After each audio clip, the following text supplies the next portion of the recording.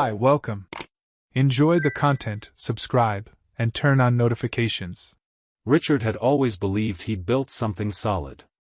20 years of marriage, a comfortable house in a quiet Phoenix suburb, a 16-year-old son in high school, and a wife who seemed like his best friend. He was a civil engineer, spending his days overseeing infrastructure projects across Arizona, while Julia worked as an occupational therapist at a pediatric clinic. Their routine was predictable, but Richard never saw that as a problem. Predictability meant stability. It meant they'd gotten things right. Logan, their son, was a typical teenager, obsessed with video games, a basketball fan, and increasingly prone to spending more time locked in his room than talking to his parents. Richard saw that as normal. At 16, he'd also preferred friends over family. Julia had always been closer to Logan, spending hours chatting with him about things Richard admitted he didn't fully understand. She had a way with people, especially kids. That's why she'd chosen that career. Life went on without major upheavals. Bills were paid on time, vacations happened every year, and Sunday dinners brought their small family together around the table. Richard thought everything was fine. More than fine, actually. He considered himself lucky. How many marriages made it to 2 decades and were still working? How many men his age could say they still loved their wives? It was on a Thursday in September that Julia asked to talk. Richard was in the garage organizing tools when she appeared in the doorway, arms crossed, her face serious but not exactly sad. He wiped his hands on an old rag and turned to her, already sensing something different in the air. Julia took a deep breath before speaking, as if she'd been rehearsing those words for weeks. "Richard, I need some time," she said, straight to the point. "I need the freedom to rediscover myself." He blinked, confused. Freedom? From what?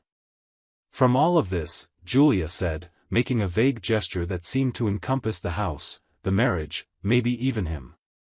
"I'm 45, and I feel like I've lost who I am. I married young, had Logan early, built an entire life around you too. And now I need to find out who I am when I'm not being a wife or a mother." Richard felt his stomach tighten, but he tried to stay rational. A midlife crisis. He'd heard of that. People hit 40 and started questioning everything, feeling like life was slipping away too fast. Maybe Julia just needed temporary space. Maybe it was just a phase. "Okay," he said slowly, choosing his words carefully. "How much time do you need?" Julia seemed surprised by how easily he'd accepted it. "I don't know. A few months, maybe. I just need to breathe, Richard. Do you understand?" He didn't fully understand, but he nodded. "If that's what you need, I respect it." They decided Julia would rent a small apartment a few miles away. Nothing permanent, just a space of her own. Logan would stay with Richard during the week and spend weekends with his mom. To friends and family, they explained it as a period of reflection for the couple, which prompted concerned looks but no major drama. After all, it was 2024. Temporary separations weren't that unusual. The first few weeks were strange. Richard caught himself looking at the empty side of the bed, thrown off by the silence in the house. Logan seemed confused but accepted the situation with the typical teenage indifference. Julia called regularly, asked about their son, and kept polite conversations with Richard. Everything was very civilized. Very mature.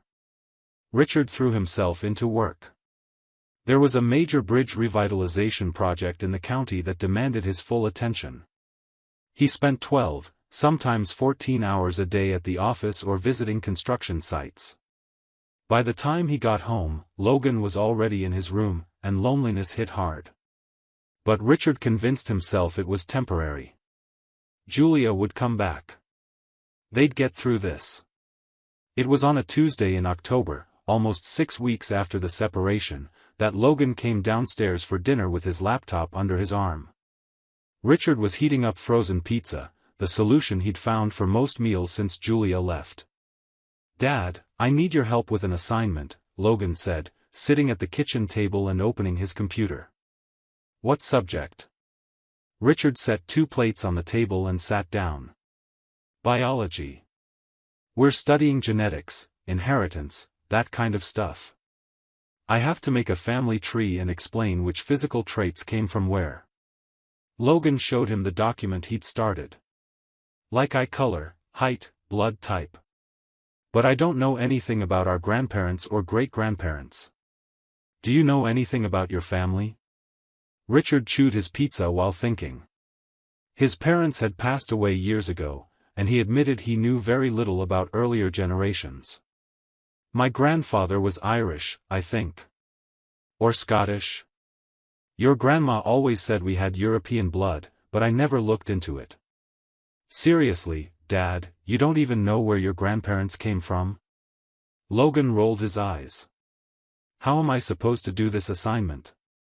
The idea came up casually, almost by accident. Richard remembered the commercials he'd seen on TV, those DNA kits that promised to reveal your full ancestry. Companies like 23andMe and Ancestry DNA were everywhere. Why not? It would be fun to discover their family origins and help Logan with his school project. "What if we did a DNA test?" Richard suggested. "One of those mail-in kits. They show where your family's from, which regions of the world, all that." Logan looked up, interested. "Seriously? Is that real?" "It is. Costs about $80 or $100. We spit into a tube, mail it back, and a few weeks later they send the results." Richard was already grabbing his phone, looking it up. "Look, they even have a discount right now." They ordered 2 kits that same night. They arrived 5 days later in a discreet box. Richard and Logan followed the instructions, spat into the tubes, filled out the basic online forms, and mailed the samples back. The website promised results in 8 to 10 business days. Richard almost forgot about the test in the weeks that followed. The bridge project hit a critical phase, and he had to make day trips to neighboring counties. Julia remained distant but present in Logan's life, picking him up on Saturdays and dropping him off Sunday evenings. She seemed different each time Richard briefly saw her at the front door, lighter, maybe. Happier. He tried not to dwell on it. It was on a rainy Thursday in November that the email arrived. Richard was at the office reviewing spreadsheets when the notification popped up on his screen, "Your ancestry results are ready." He clicked the link, entered his password, and waited for the page to load. The first screen showed a color-coded map with percentages. He was 52% British, 23% Scandinavian, 18% Germanic, and small percentages from other European regions. Nothing surprising, exactly what he'd expected.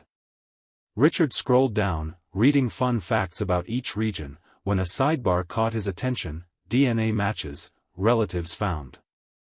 Curious, he clicked. The system explained it compared his DNA to other users in the database to identify possible relatives. The first entry on the list made his heart skip a beat.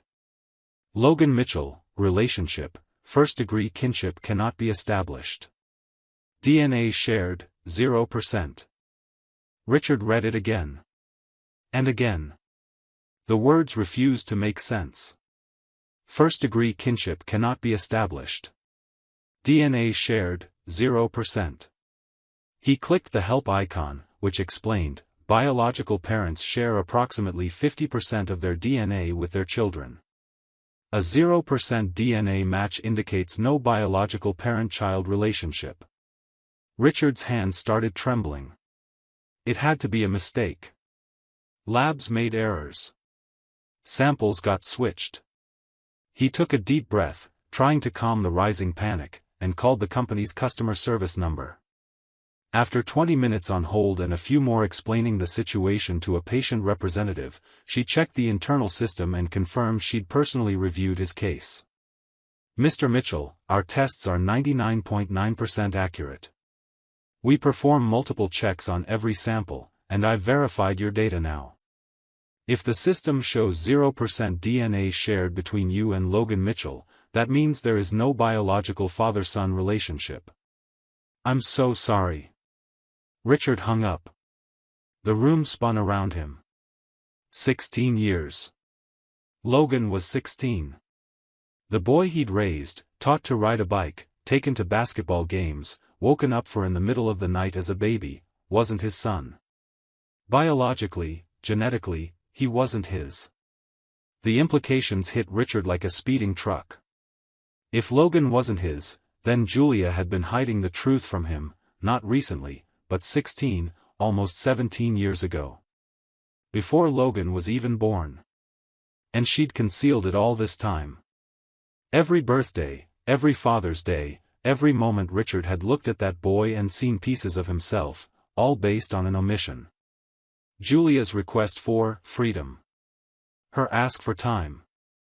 Her sudden need to rediscover herself. It all made sense now, in a sick, twisted way. She wasn't having a midlife crisis. She was preparing for something. To reveal the truth? To be with Logan's real father? Richard printed the test results, his hands still shaking. He left the office without telling anyone, got in his car, and drove aimlessly for an hour, trying to process it. When he finally parked, he was in front of a law firm in Scottsdale. He walked in, asked to speak with someone who specialized in family law, and waited. The lawyer, a man in his mid-50s named Martin Reeves, listened with a grave expression. He examined the DNA test results, took a few notes, and finally spoke, "Richard, this is paternity fraud. In Arizona, you have rights. But you need to act smartly. Don't confront your wife yet without being prepared." "I need to know the truth," Richard said, his voice hoarse. "I need to hear it from her." "I understand. But first, let me get the paperwork ready. We can file for divorce based on the concealment of paternity. This affects everything: asset division, alimony, custody. You've paid 16 years of expenses for a child who isn't biologically yours. That matters legally." Richard agreed to wait 48 hours. Martin would work on the initial documents, and then Richard could confront Julia with everything prepared. But those 48 hours were the longest of Richard's life. He barely slept. He looked at Logan and saw a stranger. He couldn't eat. His mind replayed every memory of their marriage, searching for clues he should have seen. It was on a Saturday night that Richard finally acted. Julia had come to pick up Logan for the weekend, but Richard asked her to come inside. "I need to talk to you. Alone." Julia frowned. "Okay. Logan, wait in the car. I'll be right out." When they were alone in the living room, Richard locked the door and turned to her. Julia stared at him, puzzled by the seriousness of the situation. Richard walked over to the coffee table, picked up the envelope he'd prepared, and handed it to her. "Open this." Julia took the envelope hesitantly, opened it, and pulled out the papers. Richard watched the exact moment she realized what she was reading. All the color drained from her face. The papers shook in her hands. She looked up at Richard, and he saw pure panic. "Richard," she began, her voice breaking. "No," he cut her off, his voice colder than he recognized in himself. "Don't try to explain yet. First, I want you to say it. Is Logan my biological son? Yes or no?" Julia closed her eyes. A tear rolled down her cheek. When she opened her eyes again, there was defeat in them. "No," she whispered. "He's not." The confirmation, even though expected, hit Richard like a punch to the gut. He sank heavily onto the couch, unable to stay standing. 16 years, Julia. 16 years you kept the truth from me. I'm so sorry, she cried. I'm so sorry, Richard, Who? The question came out harsh. Who's the father? Julia covered her face with her hands, sobbing. Richard waited, relentless. Finally, she spoke, so quietly he almost didn't hear, Garrett. The name dropped between them like a bomb. Garrett Foster. The best friend of the family. The guy Richard had known since college. The man who'd been his best man at their wedding. Who'd had dinner at their house once a month. Who'd played basketball with Logan. Garrett had always been around, always available to help, always too close, but Richard had never interpreted that as a sign of anything. He'd considered Garrett a brother. Garrett, Richard repeated, emotionless. My best friend. Since when? Julia trembled. Richard, please. Since when, Julia? He pressed, his voice low but firm. Since before we got married, she admitted, her voice choked. We got involved. I got pregnant. At first, I wasn't sure who the father was. Garrett and I were together, but you represented stability. You loved me. You wanted to get married. When I found out I was pregnant, we were already engaged. So you put me in a role I never knew I was taking on, Richard said, each word heavy. You made me the provider. The man who'd raise another man's child. It wasn't like that. I loved you, Richard. I still. No, he cut her off, raising his hand. Don't you dare say you love me. You don't know what love is. Love is truth. Love is honesty. You hid the truth from me for nearly 2 decades. Julia sobbed uncontrollably now. Garrett and I, we broke up. For years, we were done. But recently, we reconnected. He never stopped thinking about Logan. Never stopped thinking about me. And I realized I'd been living a lie. That's why I asked for the separation. I was going to tell you, Richard. I swear I was. You were going to tell me? Richard laughed, a bitter, humorless sound. When? After you made it official with Logan's real father? After you left me completely in the dark? Logan is your son in every way that matters, Julia pleaded. You raised him. You're his dad. Genetically, I'm nothing, Richard replied. And you made sure I never had a choice in that. You took 16 years from me. Took away my chance to have children who were truly mine. Took my trust, my marriage, my entire reality. Julia had no words left. She just cried, curled up in the chair. Richard felt a cold calm settle over him. The anger was still there, simmering beneath the surface, but he controlled it now. I've already contacted a lawyer, he said. You'll be served divorce papers on Monday. And Julia? I'm fighting for Logan. Not because he carries my DNA, but because I raised him. Because he knows me as his father. And because you don't deserve to keep him after what you've done. Richard, please, don't do this, Julia begged.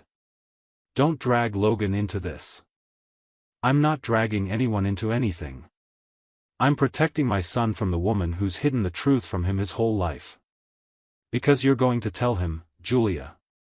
He's going to find out. The horror on Julia's face was almost satisfying. No. Richard, he can't know. It'll destroy him. You should have thought of that before. Richard stood and walked to the door, opening it. Now get out of my house. And tell Garrett he's never to come near me or Logan again. Ever. Julia stumbled out, shattered. Richard closed the door and leaned against it, his legs finally giving out.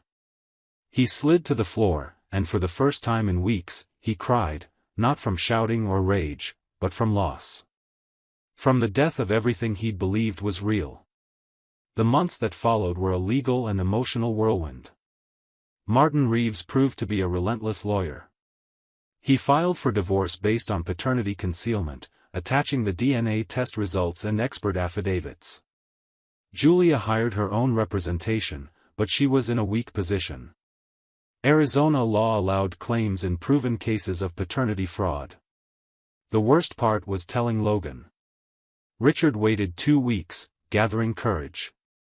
When he finally sat down with his son and explained, he watched the boy's world collapse. Logan screamed, cried, accused Richard of being wrong. But when he saw the test results, when he understood it was true, something changed. The boy's anger turned toward Julia. "She hid this from me too," Logan said, his voice choked. "My whole life." Richard hugged his son, not his biological son, but his son in every way that mattered. "I'm still your dad," he whispered. "DNA doesn't change that. I raised you. I love you. Nothing changes that."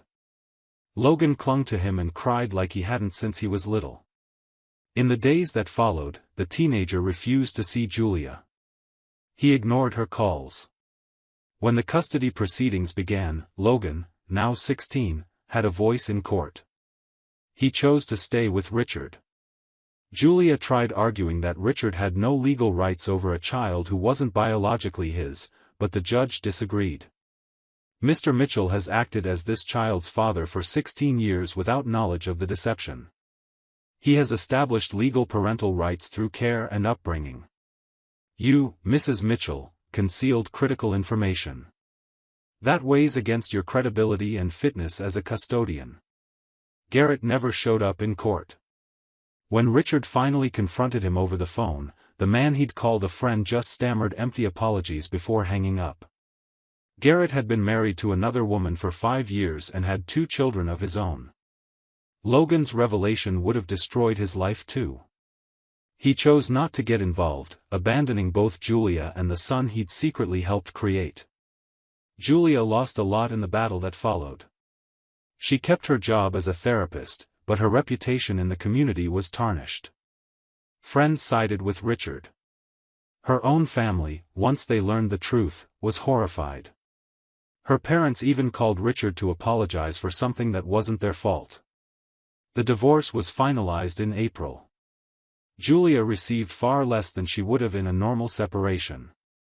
Richard kept the house and most of the assets. She was granted supervised visitation with Logan, who rarely agreed to see her. The judge ordered financial compensation to Richard for the 16 years of expenses he'd incurred based on false paternity information. It wasn't about the money, Richard knew. It was about acknowledgement of what had happened. 6 months after the initial confrontation, Richard was rebuilding.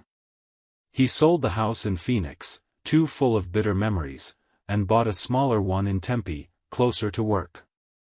Logan made the basketball team at his new school, was in therapy to process everything, but he was surviving. They were surviving, together.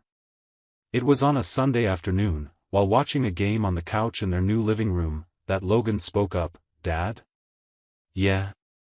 Thanks for not giving up on me. When you found out, you could've. I don't know. Walked away. But you stayed." Richard's throat tightened. He put his arm around his son's shoulders. "You're my son, Logan. Always have been. Always will be. DNA is just biology. Love is what makes a family." Logan rested his head on Richard's shoulder, the way he hadn't done since he was a little kid. "I love you, Dad. I love you too, kid." They sat like that, watching the game in comfortable silence. Outside, the Arizona November sun shone bright and clear. There were scars, of course. There always would be. But there was also healing. There was a future. There was truth, finally. Richard never spoke to Julia again beyond what was strictly necessary through lawyers. She tried to rebuild a relationship with Logan, but the damage was too deep. The boy saw her occasionally on birthdays, always tense, always distant. She'd lost not only her husband but her son as well. Garrett vanished completely from their lives. Richard blocked his number, deleted photos, erased any trace of the man who'd betrayed 2 decades of friendship. He heard through mutual acquaintances that Garrett's marriage imploded when his wife found out about Logan. The consequences had reached everyone involved. 2 years after the confrontation, Richard was at an engineering conference in San Diego when he spotted Julia across the hotel lobby. She looked noticeably thinner, her face marked by stress. Their eyes met for just a second. Richard saw pleading in hers, maybe a desire to reconnect, to renew apologies. He looked away and kept walking. There was no room for her in his life, not anymore. The woman he'd loved for 20 years had never truly existed. She'd just been playing a role. The freedom she'd asked for had become the worst prison of all, trapped in her own omission, alone with the consequences of her choices. Richard, on the other hand, was truly free. Free from the lie. Free to rebuild a life based on truth, however painful it might be. Logan was about to start college, still called him dad, still considered him family.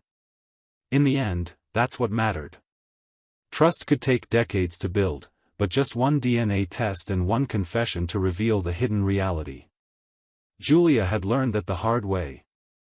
And Richard, scarred but surviving, moved forward, knowing that the truth, no matter how devastating, was always better than living on false information. Thank you for watching the video. If you enjoyed it, don't forget to subscribe to the channel and turn on notifications so you won't miss any updates. See you next time.